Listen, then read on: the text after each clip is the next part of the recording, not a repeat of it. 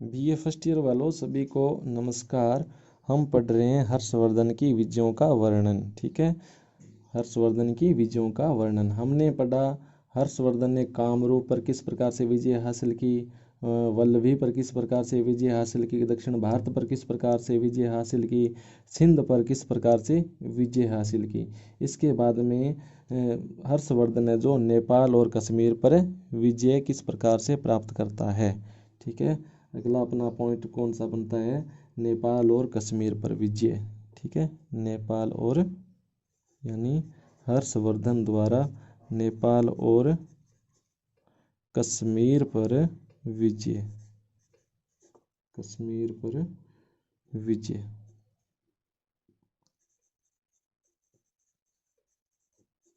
ठीक है, नेपाल और कश्मीर पर विजय किस प्रकार से करता है।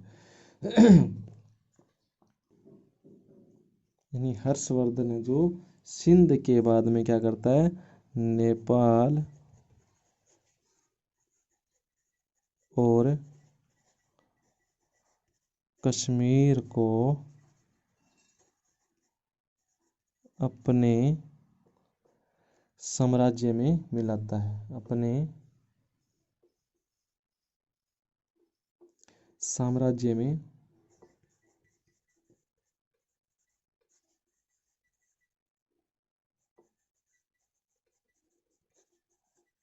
मिलाता है। इसके बाद में हर्षवर्धन क्या दक्षिणी और पूर्वी भारत पर विजय हासिल करता है। ठीक है, इस प्रकार से क्या है, एक यात्री है चीनी यात्री जिसका नाम था हेनसांग, यानी चीनी यात्री। ठीक है, हेनसांग। ठीक है, चीनी यात्री हेनसांग के विवरण से पता चलता है कि,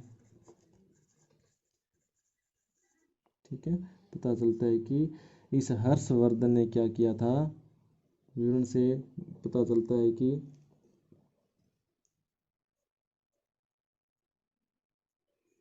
ठीक है, चीनी यात्री हेनसांग के विवरण से पता चलता है कि हेनसांग ने क्या था 637 से 638 के लगभग मगध की यात्रा की थी। ठीक है, 637 से 38 तक मगध की यात्रा की। ठीक है, मगध की यात्रा की।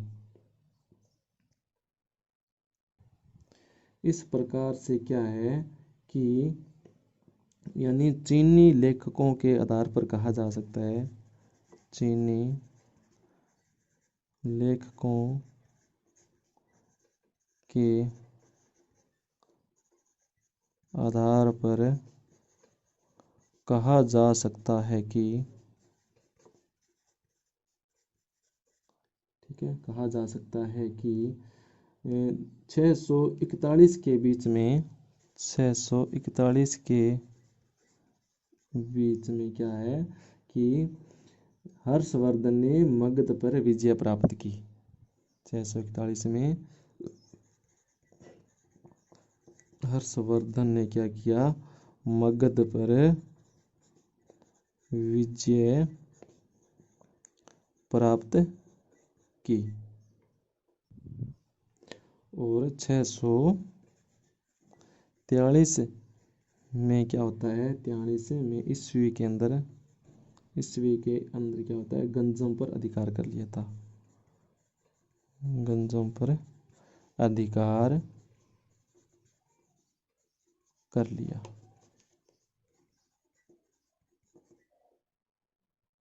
ठीक है, ये तो आगे हर्षवर्धन की सारी विजय। ठीक है, इसके बाद में क्या है, हर्ष का शासन प्रबंध। अब पढ़ेंगे हर्ष का शासन प्रबंध। अब पढ़ेंगे शासन प्रबंध। ठीक है, यानी हर्ष ने किस प्रकार से अपने शासन की व्यवस्था कर रखी थी। ठीक है, इसके अंदर सबसे पहले आता है हर्षकालीन यानी केंद्रीय शासन। सबसे पहला है केंद्रीय शासन, केंद्रीय शासन। ठीक है, यानी केंद्रीय शासन के अंदर सबसे पहला आता है सम्राट। केंद्रीय शासन में सबसे पहला आता है सम्राट, उसके बाद में आता है मंत्री परिषद। ठीक है, ये इसके अंदर क्या होता है, शासन प्रबंध में सम्राट है जो सर्वोच्च स्थान होता है, यानी केंद्रीय शासन के अंदर सम्राट का सर्वोच्च स्थान होता है, यानी सम्राट का सर्वोच्च स्थान होता है। शासन संबंधी सभी सर्वोच्च शक्तियां यानी सम्राट के हाथ में होती है, यानी समस्त शक्तियां शासन की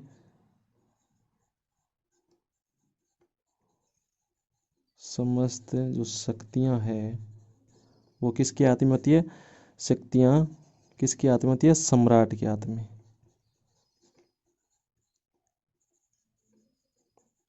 यानी शासन की समस्त जो शक्तियां वो सम्राट के हाथ में होती है। और जो सम्राट है वो सर्वोच्च न्यायाधीश होता है। ठीक है, यानी सम्राट क्या होता है, सर्वोच्च न्यायाधीश। ठीक है, सर्वोच्च न्यायाधीश होता है। और क्या होता है, सेना का संचालन भी स्वयं करता है।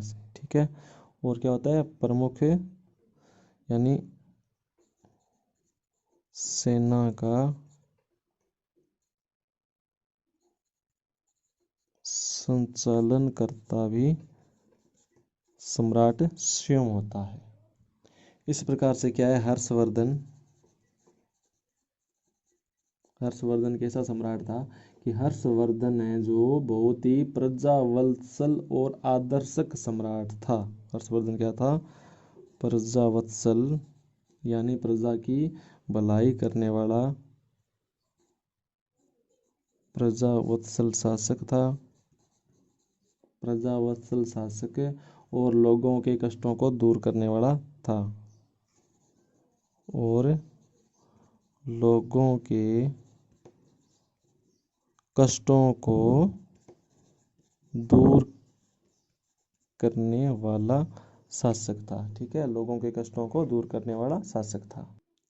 इसके बाद में केंद्रीय शासन में सम्राट के बाद आता है मंत्री परिषद। ठीक है, सम्राट के बाद आता है मंत्री परिषद। ठीक, और इसकी मंत्री परिषद के अंदर क्या होता है, शासन का जो कार्य होता है, शासन के कार्य में राज्यों को परामर्श देने के लिए बहुत से मंत्रियों की व्यवस्था की होती है। ठीक है, और क्या होता है, एक मंत्री परिषद का गठन किया जाता है, यानी शासन कार्यों में राज्यों को परामर्श देने के लिए एक मंत्री परिषद होती थी। शासन संबंधी यानी शासन संबंधी क्या होता है, राजा को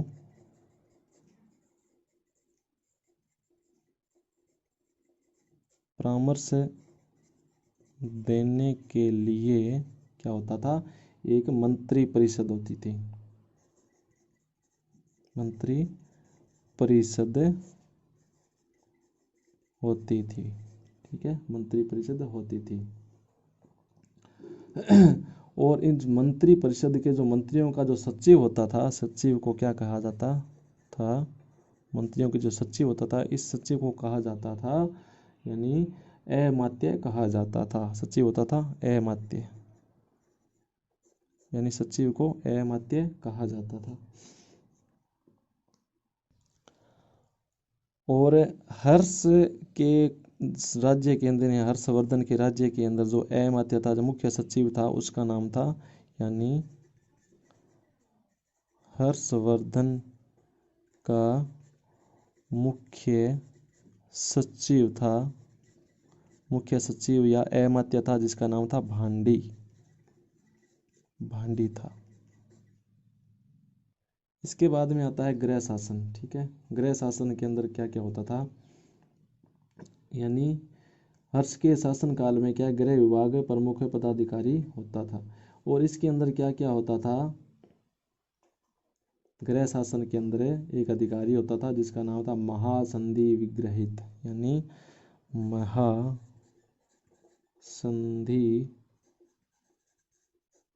विग्रहित।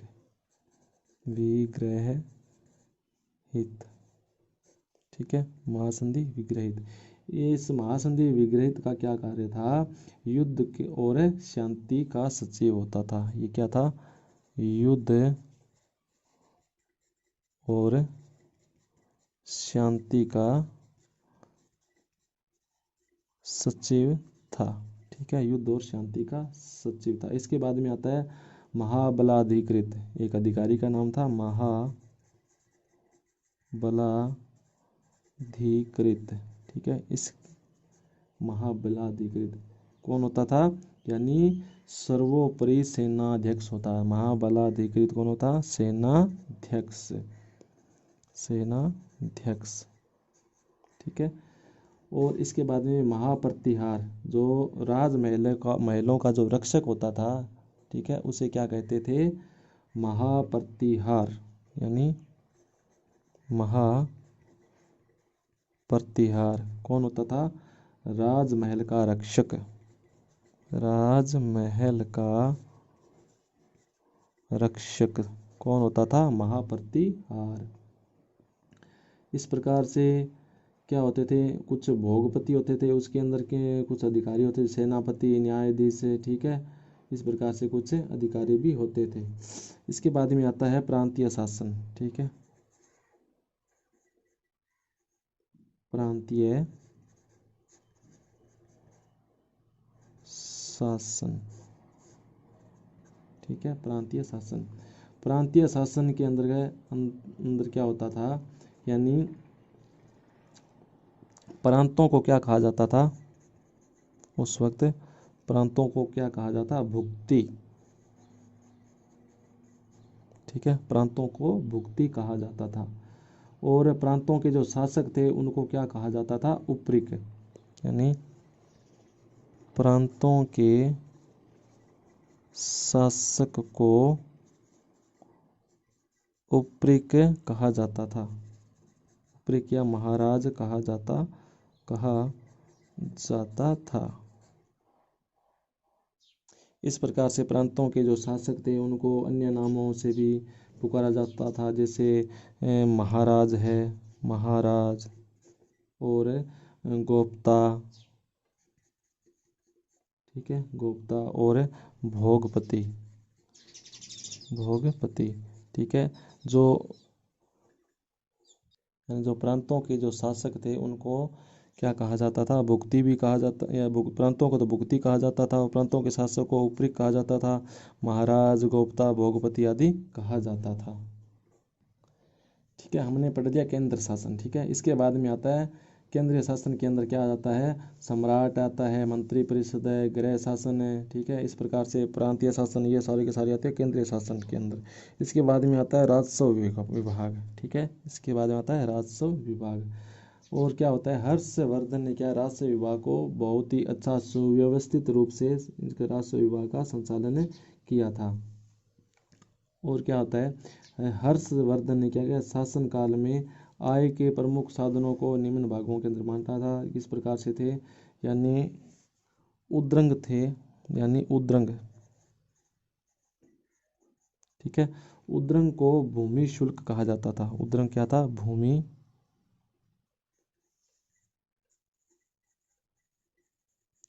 उद्रंग था भूमि शुल्क। ठीक है, इसके बाद में आता है उपरिक कर था, जो नियमित कर के अतिरिक्त कर था, जिसका नाम था उपरिक कर। एक था उपरिक। ठीक है, उपरिक कर, जो कि नियमित कर के अतिरिक्त भी कर लिया जाता था, वो था उपरिक कर। इसके बाद में आता है धान्य। धान्य कर, ये धान्य कर था जो कुछ विशेष अनाजों पर ही लिया जाता था, यानी कुछ विशेष अनाजों पर लिया जाता था। ठीक है, कुछ विशेष अनाजों पर ही लिया जाता था। कौन सा? धान्य कर। इसके बाद में आता है हिरण्य कर, न्याय शुल्क कर। ठीक है, इस प्रकार से जो हिरण्य कर था वो खनिज पदार्थों पर लिया जाता था। हिरण्य कर किस पर लिया जाता? खनिज, यानी खनिजों पर जो कर लिया जाता था, खनिजों पर लिया जाने वाला कर। ठीक है, इस प्रकार जो खनिजों पर जो कर लिया जाता था उसे क्या कहते थे?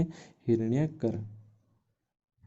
इसके बाद में आता है सेना विभाग। ठीक है, हर्षवर्धन ने एक विशाल सेना का गठन किया। ठीक है, हर्षवर्धन ने एक विशाल सेना का गठन किया। ठीक है, हर्षवर्धन ने एक विशाल सेना का गठन किया।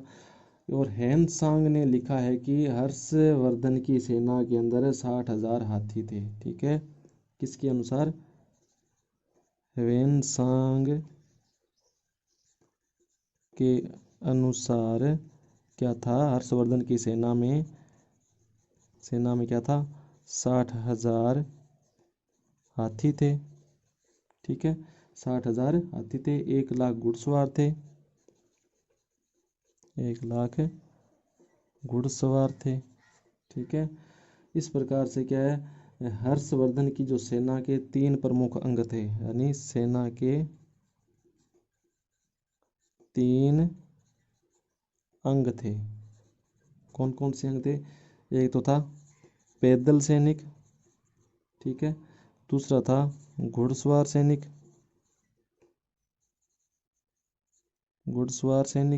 तीसरा था हाथी सैनिक।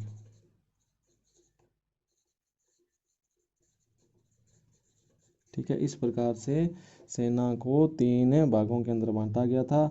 और क्या था, सैनिकों का प्रयोग, यानी सैनिकों द्वारा प्रयोग किए जाने वाले हथियारों के अंदर क्या थे? धनुष बाण थे, तलवार थे, ढाल थे, कवच थे, टोपी। इस प्रकार से सारे हथियार सेना के अंदर थे। ठीक है, और सेना के सर्वोच्च अधिकारी को कहा जाता था महासंधि विग्रहिक, यानी सेना के सर्वोच्च अधिकारी को क्या कहा जाता था? महासंधि विग्रहिक, महासंधि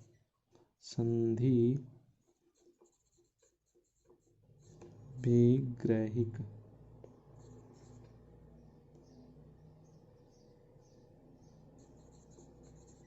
महासंधि विग्रहिक। ठीक है, सभी का बहुत बहुत धन्यवाद।